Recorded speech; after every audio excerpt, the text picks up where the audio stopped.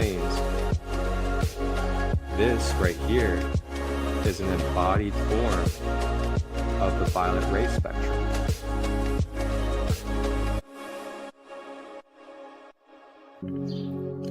Tap in and tune in Tuesdays, Wednesdays, and Thursdays, 9 a.m. to 10 a.m. Eastern, live on YouTube, Facebook, and Instagram. Grand Rising with ChristoLight, your sacred space for discovering the Ascended Masters in crystal healing. Ashe.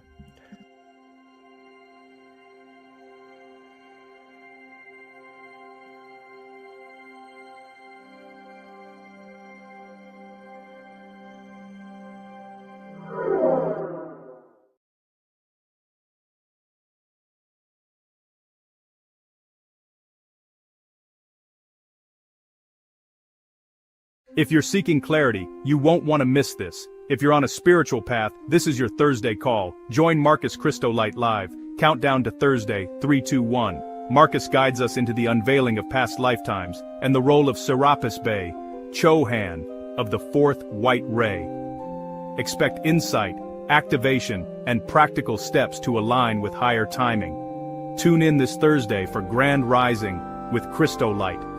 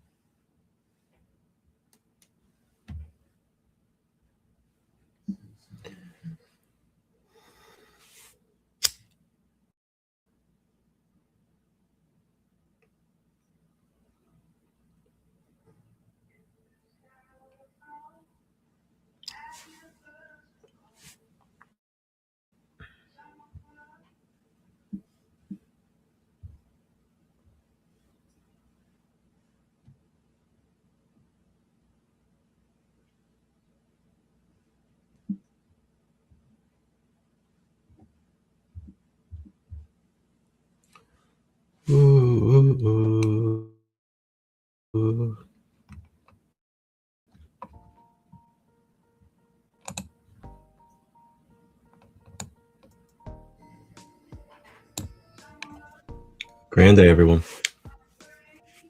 Grand day.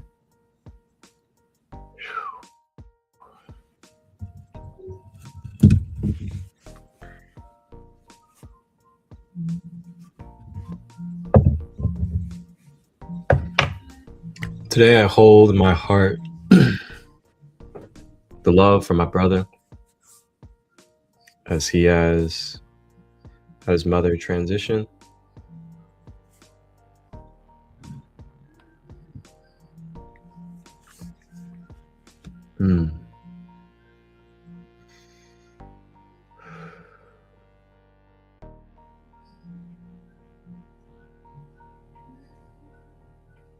Grand Rising and Grand Day. Welcome in. And if you haven't yet, let's take a moment to center ourselves for the day. So if you may, just relax your body and just go inward and just take a couple breaths. Just begin to focus on being present, being centered. With every breath, we're being grounded, as well as activating.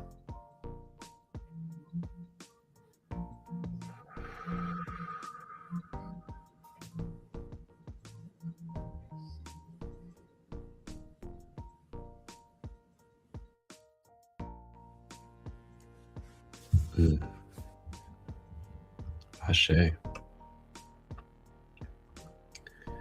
All right. So before we deep dive into our focus for today, which is going to be the fourth white ray Chohan, Serapis Bey, let's go ahead and take a reminder of where we left off yesterday on the third ray Chohan, Paul the Venetian. Paul the Venetian is Chohan of the third ray of divine love. He is hierarch of the Chatua de Liberté. No, I'm sure I didn't say that correctly. Sounds a little Frenchish. The Chateau de Liberté. His retreat on the etheric plane over southern France. See, I didn't even know that. That's funny. On the Rhone River. Paul sponsors the Ascended Master culture for his age and works with all who desire to bring that culture forth on behalf of mankind. The culture of the Ascended Masters is the keystone in the pyramid of the Golden Age. For they have said it, that it is through culture that mankind will respond to spiritual truths and the teachings of the Great White Brotherhood. And just again, the Great White Brotherhood is just a etheric council or higher dimensional council of ascended beings that are cloaked in white robes and they have white energy fields. And they represent pure white light energy. Embodiments. So he was the head of cultural affairs on Atlantis. So in the days of Atlantis, Paul served in the government as the head of cultural affairs. Before the continent sank, he established a focus on the Liberty Flame in Peru, which gave impetus to the culture, beauty, and wealth of the Incan civilization. Wow, we're talking about Peru in connection to Atlantis.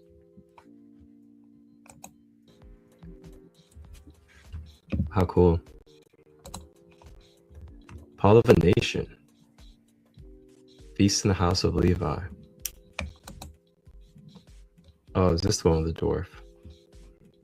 I think so. Paul's natural heritage is beauty and grace, diplomacy and tact. His voice is melodious and kind, bringing comfort and peace to all who come in contact with his presence. The Ascended Master, Paul the Venetian, is a great teacher of the path of love. His devotion is to beauty, the perfection of the soul, through compassion, patience, understanding, self-discipline, and the development of the intuitive and creative faculties of the heart by the alchemy of self-sacrifice, selflessness, and surrender. He initiates the heart chakra. On the third ray of the divine spectrum, the ray of love and creativity. His mission is to help humanity realize their divine potential through the power of creativity and love. Paul the Venetian's teachings emphasize the importance of creativity, beauty, and love in our spiritual journey. Then physical temple of the sun to the Chateau de Liberté. How cool is that? So transfer of the Liberty Flame from his retreat. It was the goddess Liberty who inspired the idea of the Statue of Liberty as a gift of the people of France to the people of the United States. Stones. Ruby, diamond, garnet, quartz, and quartz is Tap in and tune in Tuesdays, Wednesdays, and Thursdays.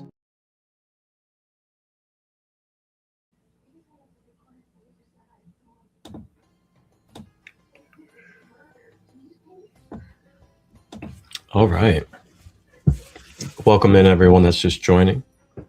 We just finished going over our recap of yesterday's episode. And yesterday's episode was going over the third ray, the yellow, or actually no, the pink ray of divine light.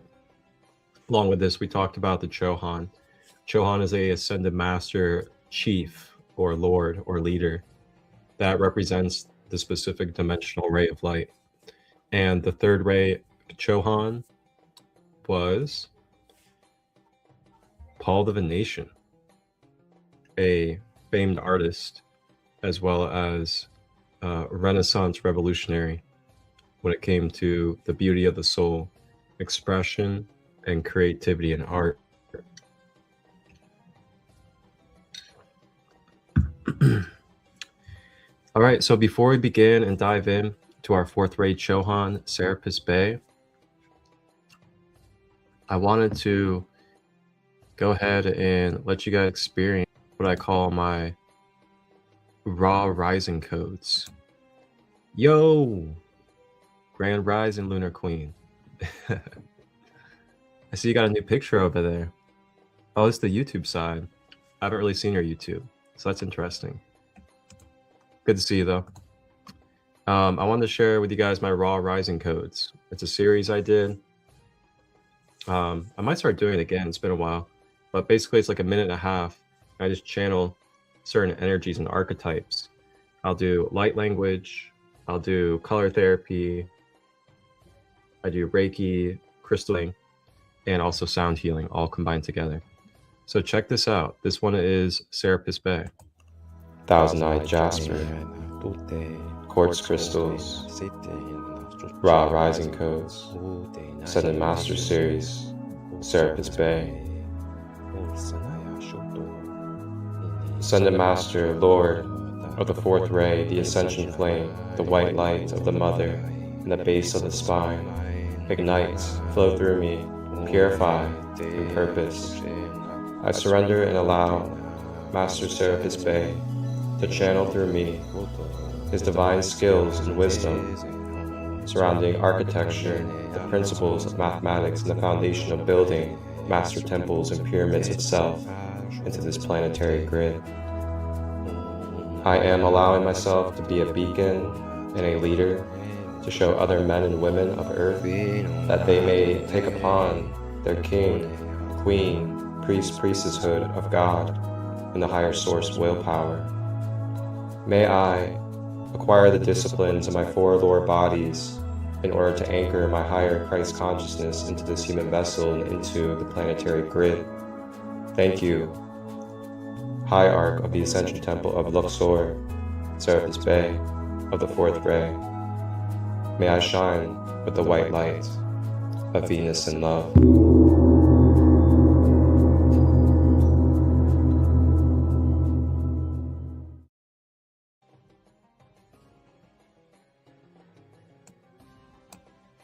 Ooh, Serapis Bey.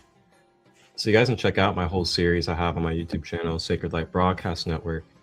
Go to playlist and then go to raw rising codes. And I have so many.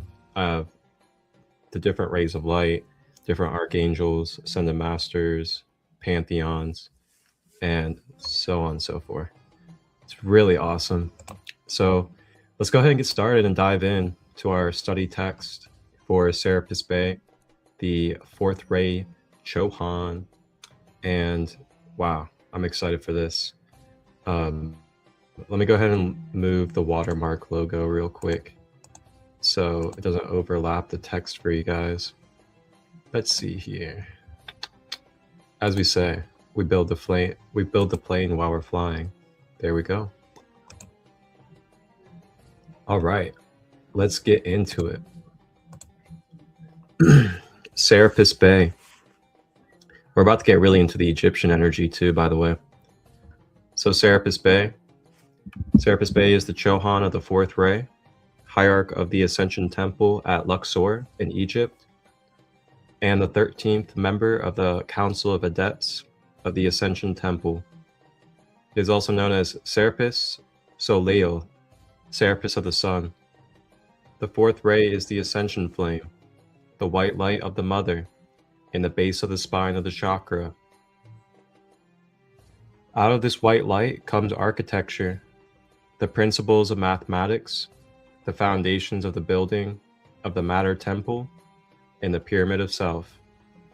In the presence of Serapis, one knows an entirely different conception of what we call the Christ, the person of us all. Embodiments. Known as the Great Disciplinary, Serapis came from Venus with the Ancient of Days to rekindle the sacred fire in the hearts of a wayward mankind.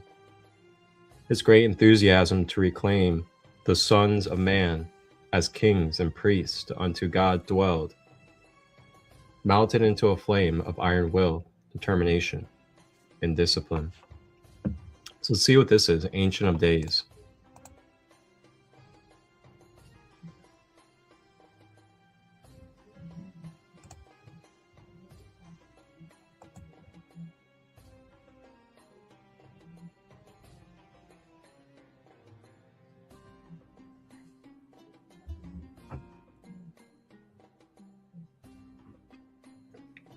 Let's give it a little minute. I've been learning patience with technology. There we go. Oh, the Ancient of Days is Sanat Kumara. Very intriguing. Great guru of the seed of Christ throughout the cosmos, hierarch of Venus, and one of the 7 holy Kumaras. Oh, snap. Yeah, we'll get into that when it comes time to deep dive into Sanat Kumara. I just wanted to see what Ancient of Days was. Okay, cool. Wow, it gets really cool when you start understanding the different time periods in our history where these specific ascended masters were on the planet together and basically had like their final lifetimes or important lifetimes. It's really cool. So embodiments, high priest in the Ascension Temple. He was a priest in the Ascension Temple of Atlantis as guardian of the Ascension Flame. He carried the flame safely up the Nile River to Luxor just before Atlantis sank.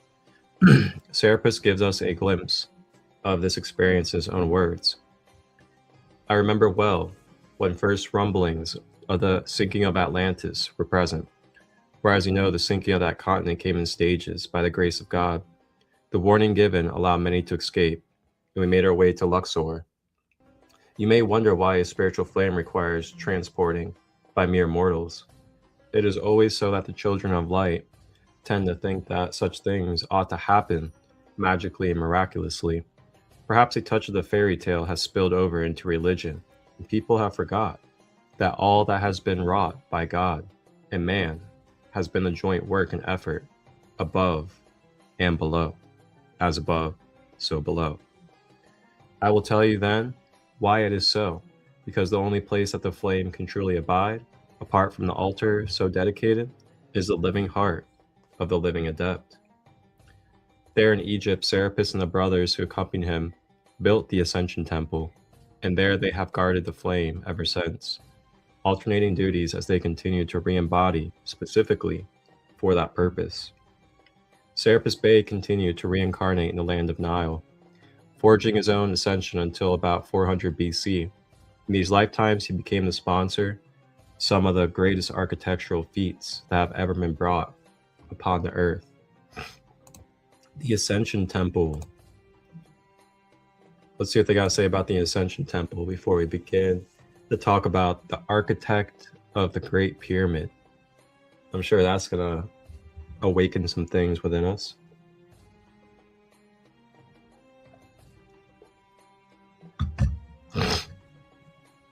The Ascension Temple is at Luxor on the Nile River in Egypt. The temple is a part of the retreat at Luxor, which is presided over by Serapis Bey. Archangel Gabriel and Hope also serve here with the white flame. The etheric retreat of the Brotherhood of Luxor is superimposed upon the physical retreat, which is composed of a large, square white stone building with a surrounding wall and courtyard, and an underground building including the Ascension Temple and the Flame Room. A few miles from the focus is a pyramid, also superimposed with the etheric activity. Here's the upper room of the pyramid is the King's Chamber, where the initiations of the Transfiguration and the Resurrection take place. Other rooms within the pyramid are used for initiations given by the Council of Adepts to the devotees who come to Luxor, prepare for the most severe disciplines and the total surrender of their human consciousness. The focus of the Ascension Flame was carried by Serapis Bey to this location just before Atlantis sank. In succeeding embodiments, he and the brothers who had served in the Ascension Temple of Atlantis built the retreat, which was originally above ground. Here in an underground building is the circular courtroom where the Last Judgment is conducted by the Council of Adepts. Wow, how cool. And then attending the retreat, Serapis Bey's methods of discipline are tailor-made for each candidate for the ascension. After an initial interview by himself or one of the 12 adepts, devotees who come here are assigned in groups of 5 or more to carry out projects with other initiatives whose karmic patterns lend themselves to the maximum friction between the life streams. Each group must serve together until they become harmonious, learning that those traits of character that are most offensive in others are actually the polarity of their own worst faults, and what other criticizes in another is likely to be the root of his or her own misery. Aside from this type of group discipline, individuals are placed in situations that place them with the greatest challenge, according to the karmic pattern. In this retreat, one cannot simply up and leave a crisis, a circumstance, or an individual that is not to his liking. He must stand, face, and conquer his own misqualified energy by disciplining his entire consciousness in the art of non-reacting to the human creation of others, even as he refuses to be dominated or influenced by his own human creation. And there's a quote Serapis Bey writes, "I am announcing to all candidates of the ascension, and to all who desire to be candidates for the ascension flame, at the close of this or their next embodiment, that we have arranged classes at our retreat that may be attended by those aspiring after purity's matrix. To those who have said in their hearts, I desire above all to be perfect in the sight of God, to have that perfect mind in me, which it was also in Christ Jesus. To those who yearn to merge with the flames of God identity and to find themselves made in the image and likeness of God. To those of whom this desire burns day and night, to you I say, come and be tutored in those precepts of the law that perhaps have escaped you in this life, or which perhaps you have overlooked in previous embodiments. For we are here to fill in the missing links in the chain of being, so that when the hour of your transition comes and you find yourself as the rose on the other side of the wall, you will have the momentum in the inner soul direction that will carry you to this or one of the other retreats of the Brotherhood, either for final preparation for the ascension or for preparation for re-embodiment. The ascension flame is an intense fiery white with a crystal glow. The Easter lily is the symbol of the flame and its focus in the nature kingdom, and the white diamond is its focus in the mineral kingdom. The melody of the flame is Trumpal March by Ada, and the keynote of the retreat is Liebestrom by Franz Liszt. Beautiful. Ooh, can feel that flame. So when it talks about brotherhood, it's not talking about like male brotherhood. It's talking about divine masculine energy forming a brotherhood. Just like how there's divine feminine sisterhoods representing divine feminine energy. So brotherhoods are also open to all walks when it comes to this context. The brotherhood is just holding the knowledge and information of the divine masculine traits. Cool stuff. Just a little bit. It's kind of cool.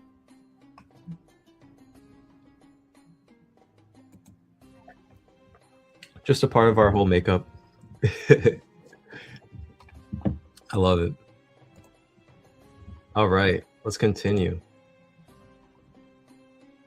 So this is going to get fascinating. I'm sure we've heard about Thoth and the building of the pyramids. Well, now we're going to get into more of the ground crew. So architect of the Great Pyramid. Serapis was the architect of the Great Pyramid, and El Morya was the master mason. The Great Pyramid is the carving in stone of the record of the path of initiation, whereby the soul, beginning in matter, the base of the pyramid, the 4 sides, rises from the center of the pyramid to the apex. The raising up of that flame is the meditation upon the white flame that travels in the physical body from the base of the spine to the crown.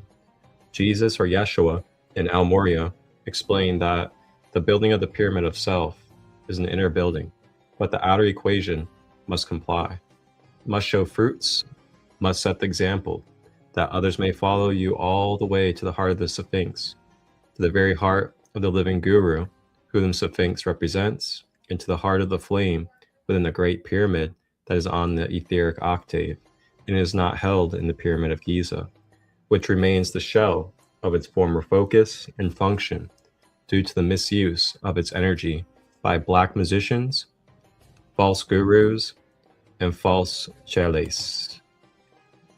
So that's why the pyramids got shut down. The pyramids got shut down because of the black magic that was taking place for safety purposes in our intergalactic universe, because it's a large stargate. The stargates are connected, very importantly, to our whole entire universe. So whenever our polarity gets too dark, which becomes evil energy on a planet, and that's when precautions start taking place, such as quarantines, so to say. Then there's a quarantine barrier placed on the planet because of the frequency it's at, so it doesn't pollute and basically, saturate and poison the rest of the universe. It's pretty wild, but when you think about what quarantines are on the physical level, it makes a lot of sense. As above, so below. So let's see here. This one's pretty cool too. Amenhotep III. Serapis was embodied as Egyptian pharaoh Amenhotep in 1417-1379 BC, the son of Thutmose IV and the great-grandson of Thutmose III, an incarnation of Cthulhu. His son and successor to the throne was Amenhotep IV, later known as Akhenaten. During Serapis' reign, Egypt was at her height of prosperity, peace, and splendor, which were the direct manifestation of this communion with his own heart flame and the ascension masters all the way back to the Ancient of Days. Amenhotep III was regarded as the greatest ruler on earth. He maintained a high level of peaceful diplomatic relations with all nations during most of his reign. Part of the great wealth of his treasury was spent on the construction of magnificent temples and palaces. He enlarged the existing temple of Karnak on the Nile, and he built a huge funerary temple, the remains of which are known today as the Colossi. The monolithic seats, statues uncovered on the banks of the river. He sought to outpicture in stone the understanding of the hierarchical order of initiates, of ascended masters, of philosophical kings who had walked the earth in the earlier golden ages. His greatest construction was that of the Temple of Luxor, which remains partially intact today. This temple embodies in its geometry and design the physical outpicturing of the esoteric law that had been passed down through the priesthood for generations. It stands as a thorough textbook of advanced science, art, and philosophy. The Temple of Luxor is the physical counterpart today of the etheric retreat that is the Ascension Temple.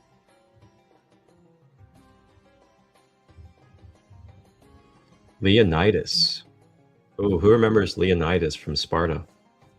Serapis also embodied as a Spartan king Leonidas in 480 BC, who commanded the Greeks in their heroic stand against the immense Persian invasion at the pass of Thermopylae, gateway to the central Greece. Although the Persians overwhelmingly outnumbered the Greeks, Leonidas resisted the advance. Oh snap, now we're talking about the movie 300. Who remembers the movie 300? I know you can't forget that one, because this is literally what that's about right here. This is for Sparta. Never forget that. Kicks him into the tunnel. Oh wait, this is about the Greeks, not the never mind. Interesting. Or wait, were the Spartans Greek? Correct me if I'm wrong. Lunar Queen. Were the Spartans Greek? Greek Spartans? Is that where they're from? From Greece?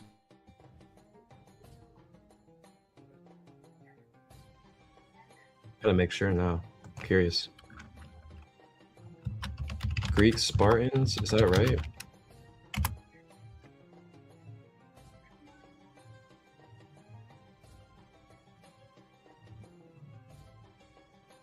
Yeah, ancient Greece. Okay, cool. I was like, let me make sure.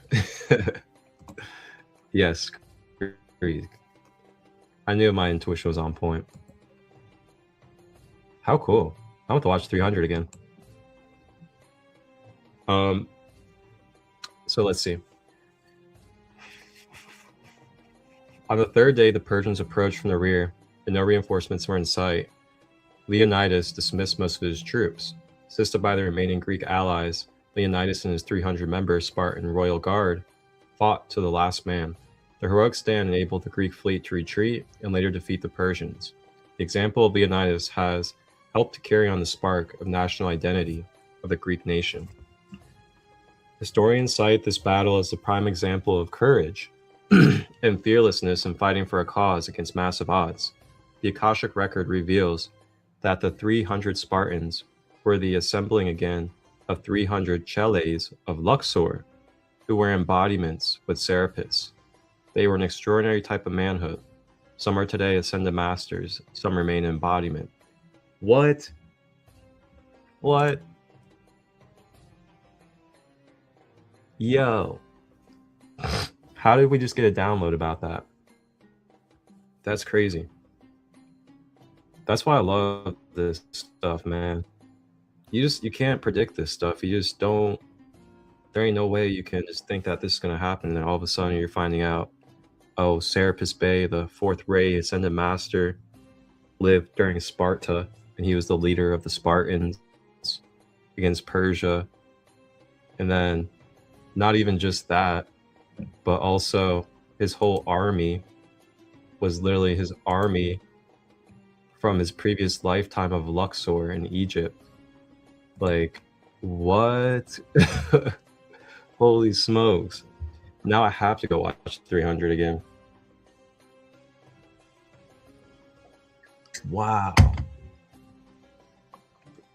That's why these movies and these things and these characters are so ingrained in our subconscious, and that they just somehow have to be represented for some reason. Because of these reasons right here. They hold Ascended Master keys. I had a download a few minutes ago about Ascended Masters. What you got? Feel free to share. If you even want to hop on the live and share, let me know. He even talks about the Akashic records in here. How cool is that? Wow. I can't wait to go to Egypt. Oh, man. I'm not going to just focus on the Egyptians. I'm going to focus also on Serapis Bey. At that time, it was a physical war against physical odds. Today is a battle of Armageddon against spiritual wickedness, high places of church and state. The mind of God consuming the anti-mind, the greater self consuming the non-self. Phidias.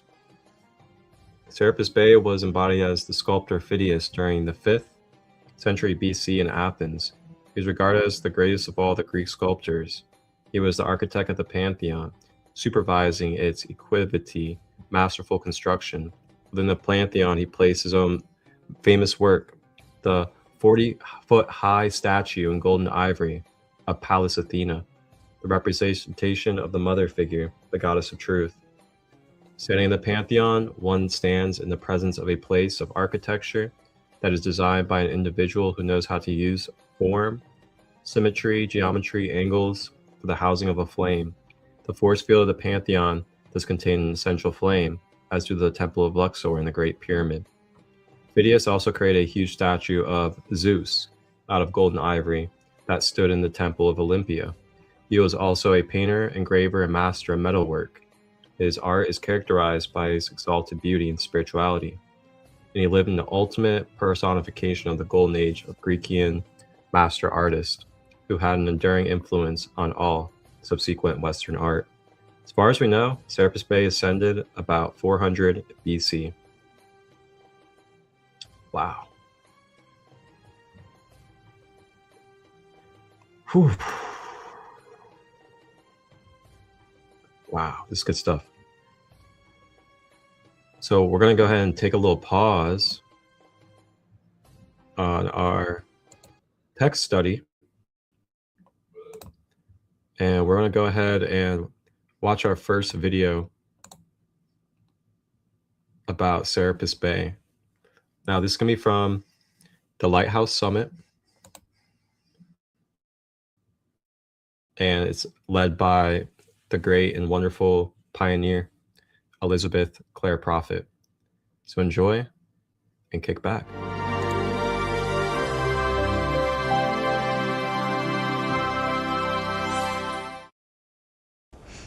Now we come to Serapis Bey, the Lord of the Fourth Ray. The fourth ray, as I mentioned before, the white ray in the base of the spine chakra. Here Serapis receives a neophyte into the mystery school. This is a painting from a book of his dictations I published, Dossier on the Ascension. This is a retreat that you go to learn the disciplines of the white fire of the Divine Mother and to prepare for your ascension, because you see, you ascend by the white light. And the process of weaving the wedding garment or the deathless solar body is taught to you here and in the Keepers of the Flame lessons. This white light then becomes a brilliance in your aura, and it is, of course, the blending of all of the rays, the highest vibration, and it is the means whereby the soul ascends to God. So that path is very well described by Serapis in this book. Serapis was a high priest in the Temple of the Ascension on Atlantis. People would go to temples when it came their time to make their ascension. He carried that ascension flame to Luxor, Egypt, where it is enshrined today. Once a physical temple, now the etheric octave. So he re-embodied in Egypt as the Pharaoh Amenhotep III between 1417 and 1379 BC. He was called the Magnificent, and he was the father of Akhenaten, who was the husband of Nefertiti. Brought Egypt to its height of diplomatic prestige, prosperity, and peace. He built many monuments, palaces, and temples, including the Temple of Luxor. This shows a colonnade of King Amenhotep III. The temple corresponds to the outline of the human body. The uniqueness in which the masters have left for us their teachings is truly amazing. A man by the name of Schwaller de Lubitsch, who studied it for over 15 years, said that the entire temple becomes a book explaining the secret functions of the organs and the nerve centers. Such was the method that Serapis hid in stone, a message he did not want to be lost. He reincarnated as Leonidas, the king of Sparta, 480 BC. Here he outpictured the fourth ray qualities of obedience and discipline. He and 300 of his countrymen died defending the pass of Thermopylae against the vast invading army of the Persian king Xerxes. The qualities of this ray make it the ray of architects, designers, those who love the excellence of God in form and bring it forth, even if they're planting a garden or designing a house, or, I mean, all of us use the white ray. And when we use it to bring something into manifestation, and we do so with all the dedication of excellence, excellence is the quality of the fourth ray and of the Divine Mother, who always works with us in everything we do. So here's the base of the spine chakra. The color is white, and it has 4 petals. Serapis prepares us to receive the gift of the working of miracles. His retreat at Luxor, Egypt, on the etheric octave. He uses the diamond, the pearl, the zircon, and the quartz crystal. Since we've taken up the diamond, we'll take up the pearl. It is a symbol that is used in the world's religion. The Gnostics, who wrote the hymn of the soul, specifically Thomas, which is also called the hymn of the pearl, compared the soul and the pearl. The ancient text, the Book of the Glory of Kings, says that the Archangel Gabriel was directed to protect all who carry the pearl. Casey says it strengthens the body, should be worn close to the skin. Primary effect is upon the emotions. It helps develop an even temperament. I always feel the love of the Divine Mother when I am wearing pearls, Pearls are a focus of the resurrection flame. We have decrees to the resurrection flame. It's on the 6th ray. When you want to amplify the resurrection flame in your body, you give the mantra of Jesus, I am the resurrection and the life. And then you can follow it, of my heart, now made manifest. And we have visualizations for those flames in the Science of the Spoken Word book. So when you think of pearls, think of a string of pearls as a rosary or a prayer bead for counting our decrees, for counting our prayers. As we consecrate our prayers to the resurrection and the life of all children of God, we can count them on a string of pearls. Thus our pearls then become the repository of our devotion. So when we wear them, they have a very personal vibration.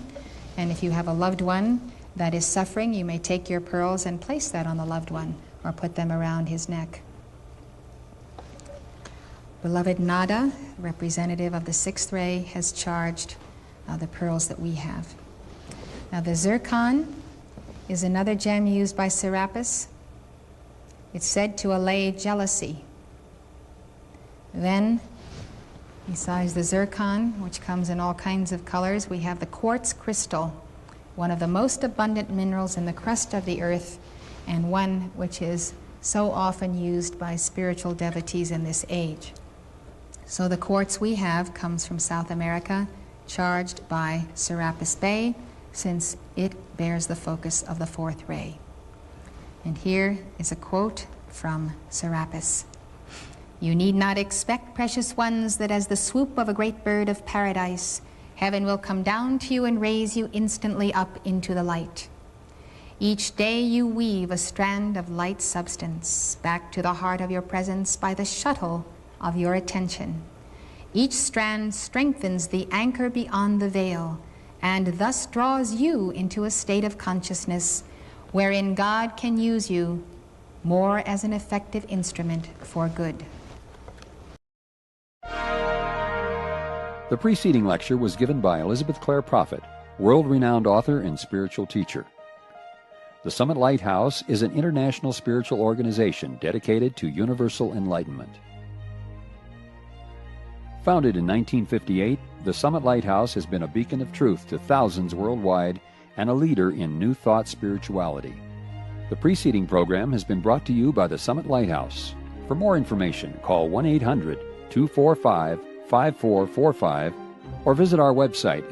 Eyes closed, floating on a lake, sound vibrating through your bones. This is Summer Solstice.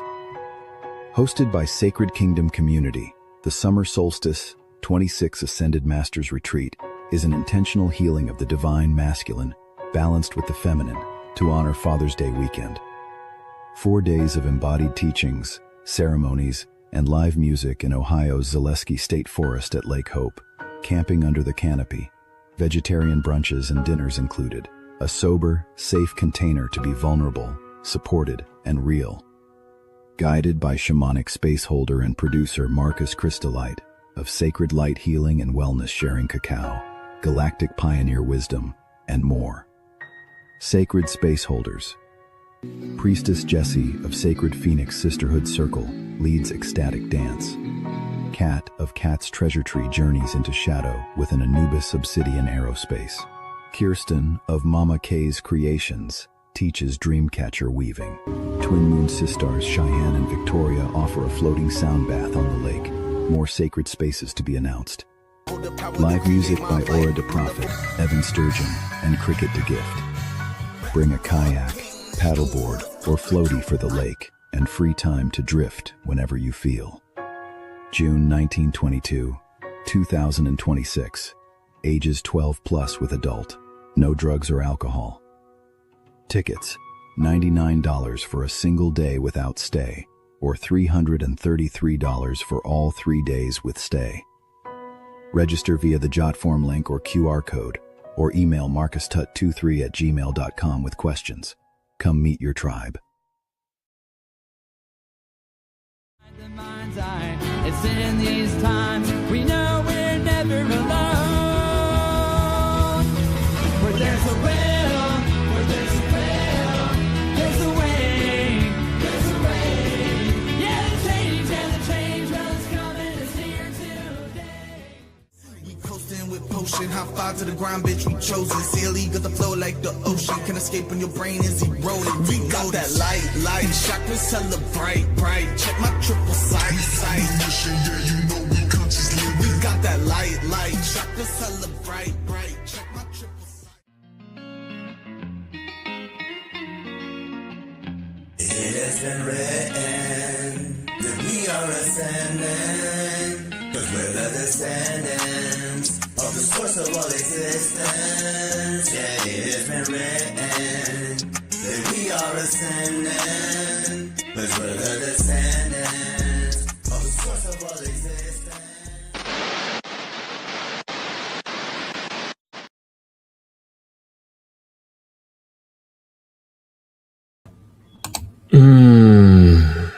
That's right. That's right. Come on out and vibe with us. Enjoy the vibes. Awaken safely, vulnerably, supported in so many different ways. Provided meals, live music, transformative healing workshops, educational tools for self-empowerment, and beautiful nature. Enjoy, and join us. It's going to be beautiful. So with that being said, let's go ahead and continue. Continuing with our text. Worship in Egypt. So in the Hellenistic age from 323 to 31 BC, Serapis became one of the most important gods of the Egyptian and Greco-Roman pantheons. He was revered as a patron of the Ptolemaic kings of Egypt and as the founding deity of the great city of Alexandria. There are numerous historical records of the intimate contact of Serapis with the men throughout Egypt and Asia Minor. There are over 1,080 statues, temples, and monuments dedicated to Serapis Bey that were erected during that era. Demetrius of Phalerum, the founder of the Alexandrian Library under Ptolemy I, was miraculously cured of blindness by Serapis and wrote hymns of thanksgiving. Serapis often spoke through oracles and gave counsel as well as personal, miraculous healings to many people. There is a famous historical account involving Serapis that marked an important era in the establishment of him as the most prominent deity of Egypt and Greece. King Ptolemy I, ruler of Egypt, was visited in a dream by Serapis, who commanded the king to bring the god statue to Alexandria. After a facilitation in a second dream with Serapis, the king had the statue brought with the blessings of the Delphic oracle and installed it in the Serapeum, or Great Temple of Alexandria. This is the temple that contains the most famous Alexandrian library of 300,000 volumes. Wow. Here's the bust right here of Serapis. Right here.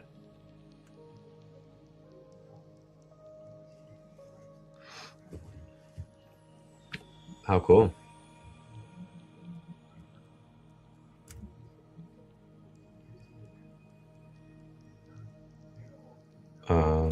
Not sure what just happened there. A little glitch.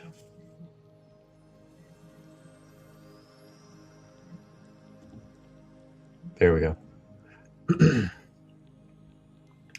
All right, zooming out.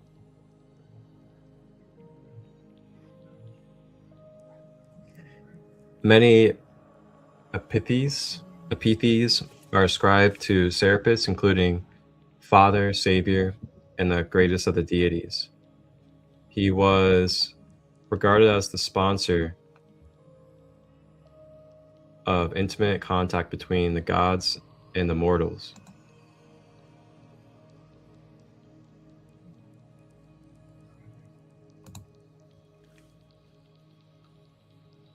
Serapis is regarded in the annals of the esoteric tradition as the Hierophant of the secret Egypt initiatory rites. The lesser mysteries were dedicated to Isis and intended for the layman. Whoa. So Serapis has the higher the higher mysteries, and Isis is the lower mysteries. The greater mysteries were dedicated to Serapis and Osiris and transmitted only to initiated priests who underwent severe rites of trial initiation in the Temple of Serapis. Over a period of 600 to 700 years ago, Serapis became the supreme deity of Egypt and Greece. However, in the late 4th century AD, the Emperor Theodosius issued edicts against polytheism, and the Christians took this as license to attack pagans, including the adherents of mystery religions. The Christian Bishop of Alexandria provoked mobs to destroy the great symbol of paganism in Alexandria, the mystery school of the god Serapis. They hacked apart the huge statue of Serapis, which had inspired worshippers for 600 years. The mob destroyed at least one of Alexandria's great libraries. Wow. So, work with the Theosophical Society. Serapis Bey played a vital role in the initial thrust and direction of the endeavors of the Brotherhood during the 19th century. Among the earliest letters from the depths of masters to the founders of the Theosophical Society were those of Serapis Bey and the Brotherhood of Luxor. Serapis took personal charge of the direction and chelaship of the amanuensis Helena Blavatsky and of Colonel Henry Steele Olcott, who was the co-founder and the president of the Theosophical Society. During the 6 months preceding the formation of the society in 1875, Serapis sent many letters of encouragement and instruction to Colonel Olcott. The letters were written mostly on thick green parchment and gold ink, signed by Serapis in script, and inscribed with a esoteric symbol of the Brotherhood of Luxor. It is the characteristic of the letters written to Henry Olcott that he continually gave the exhortation to him, try. The Master Serapis stressed the need for courage and fearlessness, the same strong traits he outpictured as Leonidas. I love that. This is so simple. Try. Because how many times do we not try something and then we never even experience it or give ourselves an opportunity?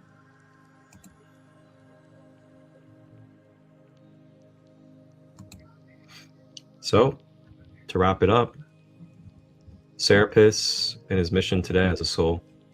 The Ascended Master Serapis Bey today occupies a very key position among the 7 Chohans.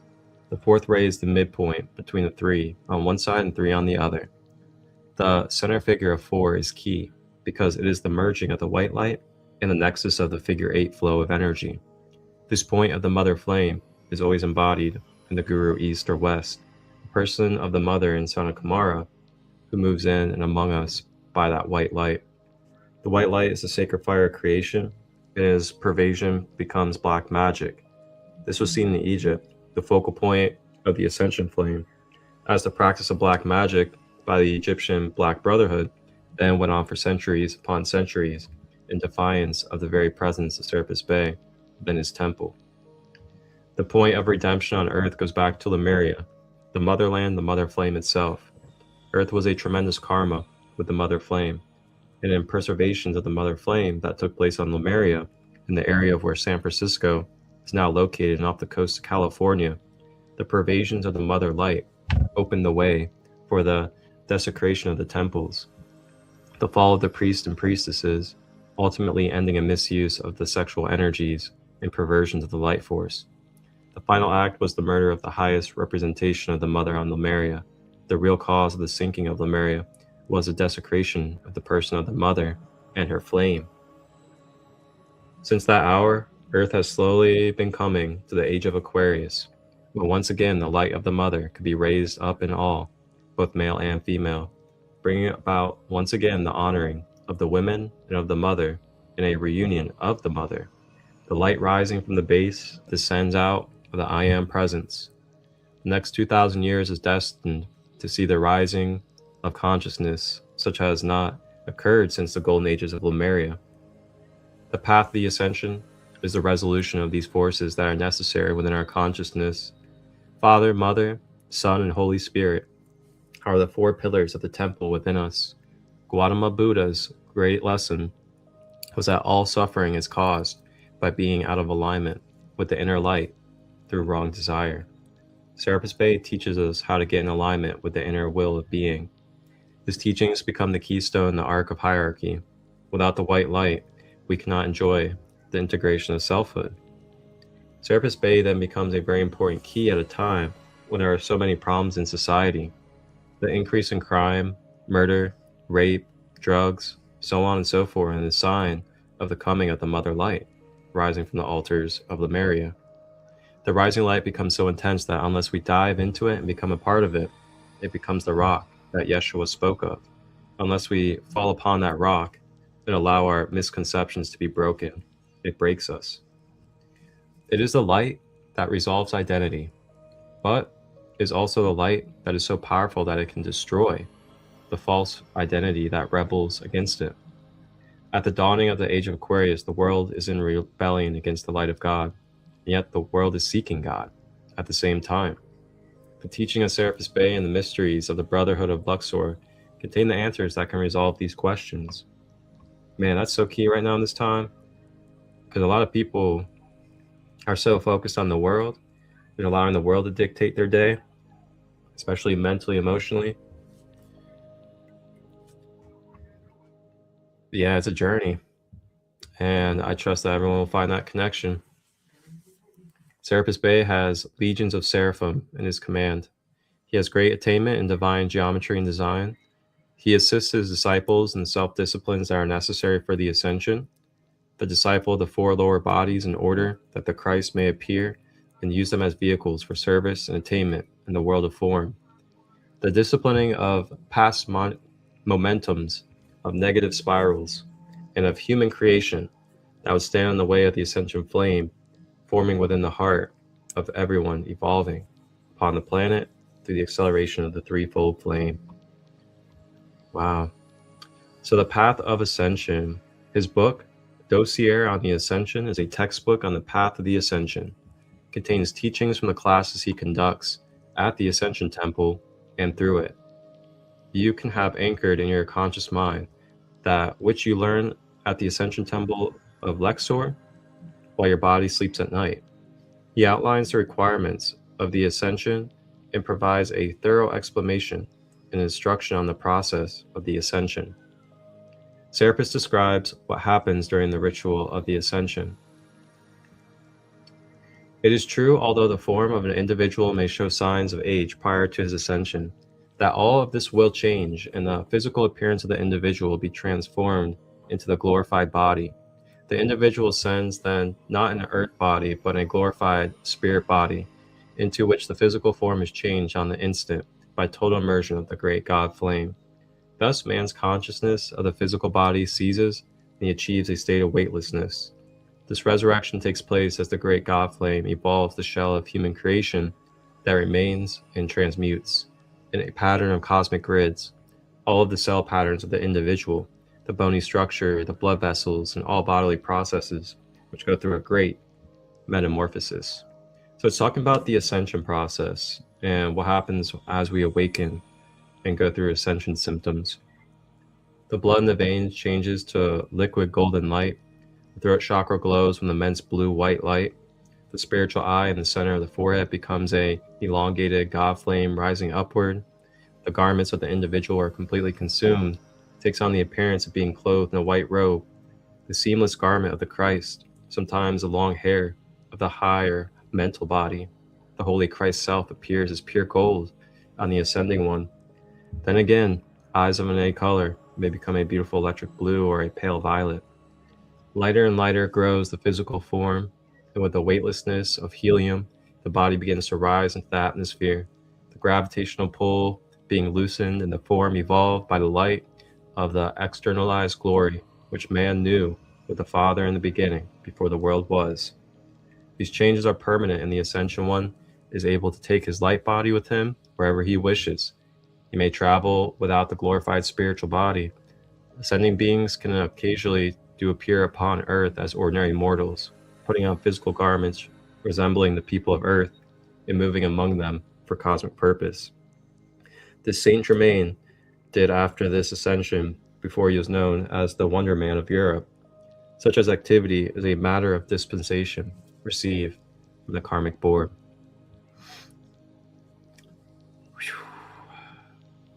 Generally, however, ascended beings do not return to the physical plane unless there is some specific service requiring this change in vibratory rate. Serapis tells us, you ascend daily. Our thoughts, our feelings, our deeds are all weighed in the balance. We do not ascend all at once, but we increments do as we pass our tests and win our individual victories. The entire record of all of our past lives and momentums of both good and bad must be counted, and then we have brought at least 51% of all the energy that's ever been allotted to us into balance with the purity and harmony of the great God Self. We may be offered the gift of the ascension. The remaining 49% must be transmuted or purified from the ascended octaves through service to Earth and her evolutions. Serapis Bey, the Chohan of the Ascended Flame and Hierarch of the Ascension Temple at Luxor, Egypt, speaks to each of us. The future is what you make it, even as the present is what you made it. If you do not like it, God has provided a way for you to change it, and the way is through acceptance of the currents of the Ascension Flame. Whew. Wow. Boy. That white light flame. Serapis Bey. Shoo-wee. That is good. So that'll do it for our text study. I do have one more video from Elizabeth Clare Prophet for us to close us out. And she's going to talk more in depth about the lives in Egypt and Luxor and of that nature. That's deep. Sound the alarm, man. Woo. White flame.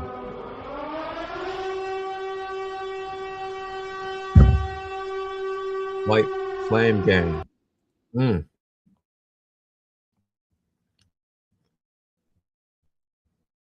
Boy. I tell you, man. Potent. Potent, potent, potent. Sheesh. Man, when you start to really understand what you can connect with in this universe, I'm telling you, man, your life has changed.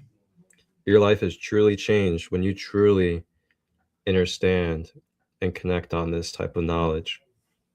It takes so much weight off to the human self, remembering and realizing that there's other dimensions of beings that are help supporting us. God didn't just create us to be stranded and be left on our own. It's an ascension journey. It's like a movie, a video game, and we're just going through our journey, you know? It's really cool. When you start to understand the densities and dimensions, it makes a lot of sense why we have guides, because the third dimension. All right. So we do have one more video.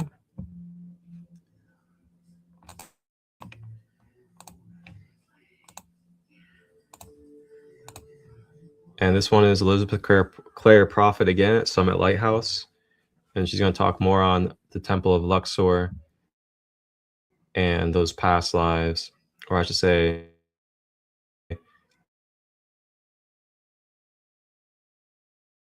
lifetimes that Serapis Bey embodied on the earth.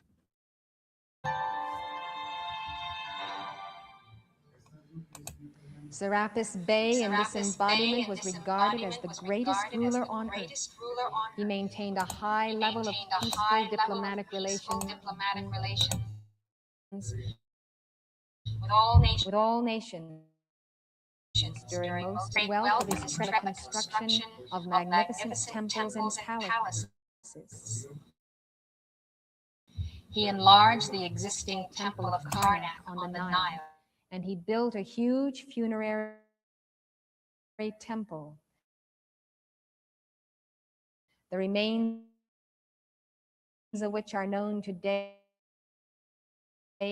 as the colossi. The monolithic, very large statues depicted personages. Only remains revealed that there was the outpicturing in stone of the understanding of Serapis Bey, of the Word incarnate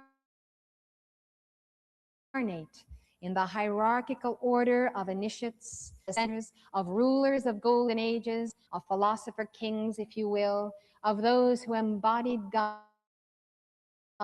fall of the archangel and his angels on Lemuria.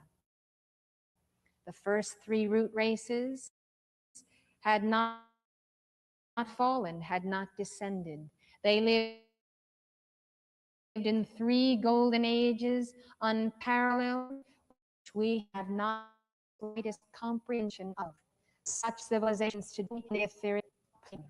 When you think of it, all of those embodied on earth in those three root races graduated and made their ascension in the light.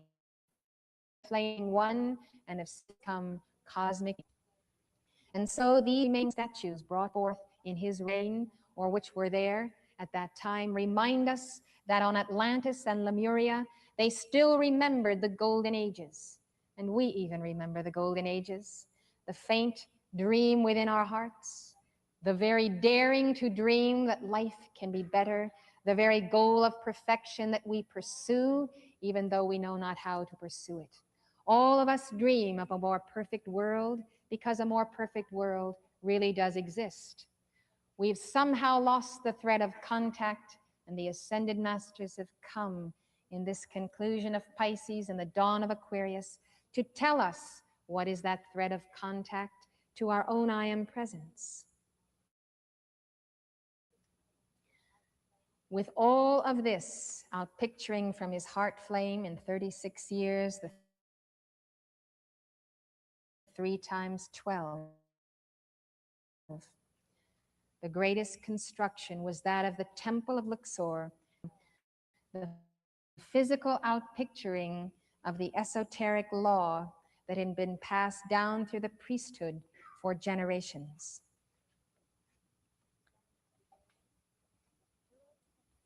It stands today as a thorough textbook of advanced science, art, and philosophy.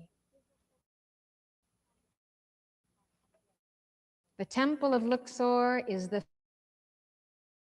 physical counterpart today of the Ascension Retreat. The Ascension is on the etheric plane. All of these retreats of the Brotherhood were removed from the physical and withdrawn to the etheric octave because of hordes and war and destruction and the defiling of those temples. So the Ascended Masters teach us in their very early lessons that when we go to sleep at night, we make the call to the I Am Presence and the Christ Self, to the guardian angels, to Archangel Michael, to take us to the retreat where we would study in the teachings of the law. Serapis Bey invites us to that retreat of the Great White Brotherhood, teaches us the path. The dosage is given to us in the physical as a physical textbook, and he says that that entire textbook is taken from the classes that he conducts at the Ascension Temple. So here you can have anchored into your conscious mind through that book what you learn when you are out of the body while sleep at night. The most wonderful thing about the soul's journeys through the Great White Brotherhood is that the soul in its innocence and in its freedom can learn far more of the great mysteries of the Christ than the outer mind dare accept. Because the outer mind is programmed doctrine and denies the history, and they hear because conflict the outer mind. It cannot on the path of simple truth again.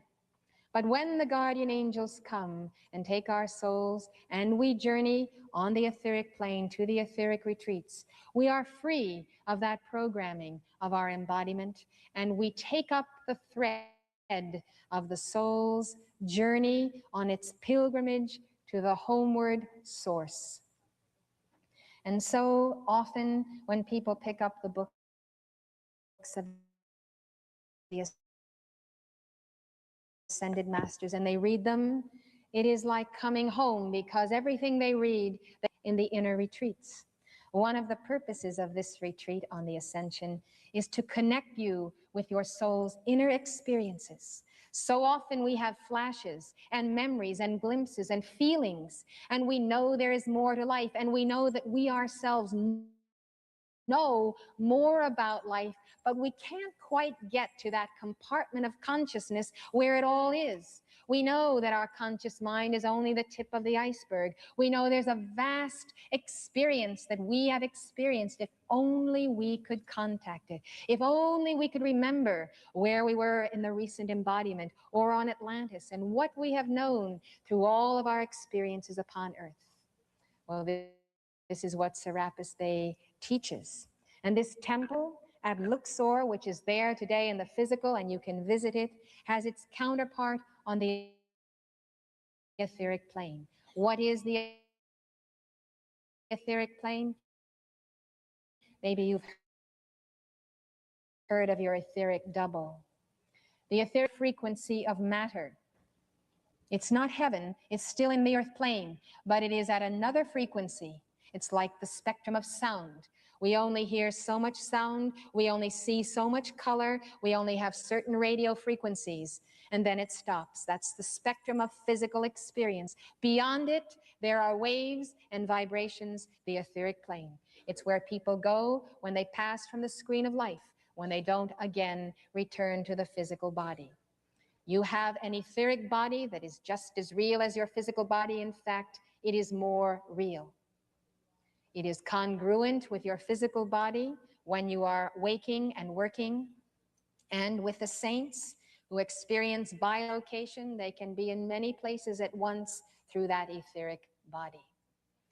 At night, it becomes the envelope or the sheath of the soul. It's the body in which you travel. And so to Luxor we go, especially during this retreat when Serapis Bey is welcoming new students on the path, students who are accelerating.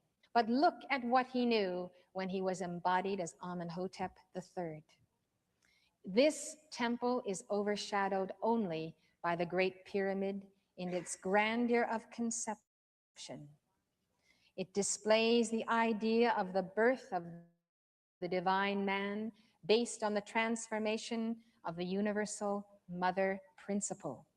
Every proportion, angle, carving, and hieroglyph were a means to the end of enshrining the process of the ascension of man into the immortal realms.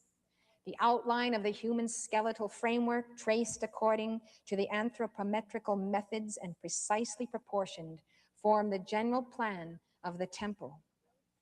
The courtyards and rooms of the temple closely correspond to the body organs, and a person by the name of de Lubitsch spent 15 years studying its architecture. His conclusion is, quote, "The temple of Luxor is indisputably devoted to the human microcosm. This consecration is not merely a simple attribution. The entire temple becomes a book explaining the secret functions of the organs and nerve centers. The Egyptians considered the organs of the human body to be images of the divine universal organism. In other words, they understood the principle of man, the microcosm, the little universe, against the backdrop of man, the macrocosm, the big universe. And they understood the stars and the galaxies corresponding to atoms and molecules and organs in the body temple. And they understood that the path of life was the fusion of this self within this temple with the larger self within the greater temple. And there Serapis Bey enshrined this conception.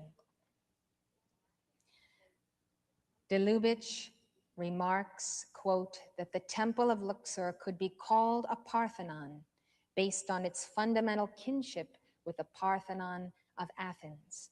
It is in fact the true Parthenon, that is to say, the temple devoted to the spiritual conception of man.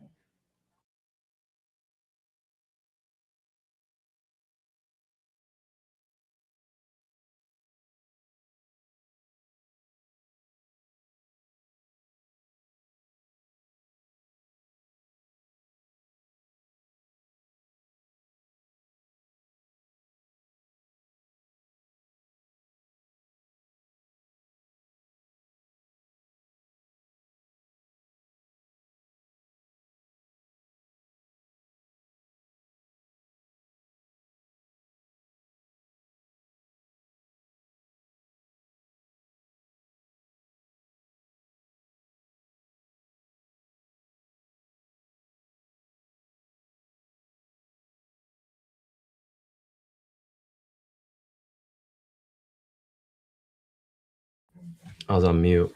But I was just saying, like, wow, just taking that all in. Such beautiful knowledge. I'm just so grateful. And I know what I'm gonna look into and study and watch some videos about while I'm on the road today. Such fascinating stuff. Feel free to leave your feedback and your comments and let me know how this white flame energy interacted with you and Serapis Bey, as well as anything else that you find that you want to express in the comments. Feel free. Keep in mind that you guys can scan the QR code that's on the screen, and this QR code will bring you to my link page where you can find all my socials, my one-on-one healing services available, as well as my retreat signups, the Sacred Kingdom Community Catalog, where you can find other practitioners and organic product makers. Then I also distribute and am partnered with a clinical grade organic reishi coffee as well. So if you guys have any questions at all, let's reach out. Glad they have a free consultation session with you, just to sit down and see where you're at and how we can work with each other, so to say. But for now, that does it for today, or I should say this rising. Fourth Ray Chohan, Serapis Bey of the White Flame. And later tonight, you can actually catch myself and the Sacred Kingdom for our full moon in Scorpio transformation space tonight. So yep, happy full moon. It is the full moon in Scorpio, and we are moving into that transformation and boundary energy. So we'll be talking about that and giving you guys some tools and some fun vibes tonight. 10 p.m. Eastern, catch us live for the full moon in Scorpio. Till then, one love. 5 days in Jocko Beach, cacao ceremonies, sunset sailing, and finding your inner light.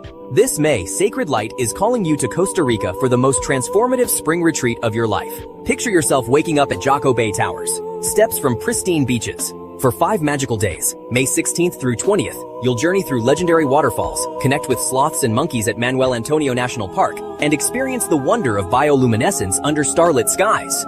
Led by quantum shaman Marcus ChristoLight, Dr. Rhonda Clark, and sound healing master Sadanam Singh, you'll dive deep into sacred cacao ceremonies, beach yoga at sunrise, and healing sound baths that awaken your soul. Every vegan meal is crafted with love. Every excursion designed to reconnect you with nature's magic. All of this paradise awaits for just $1,111 solo, or $1,777 for 2 souls ready to transform together. Spaces are limited and filling fast. Register now through the link below, grab your passport, and step into the light. Paradise is calling your name this spring.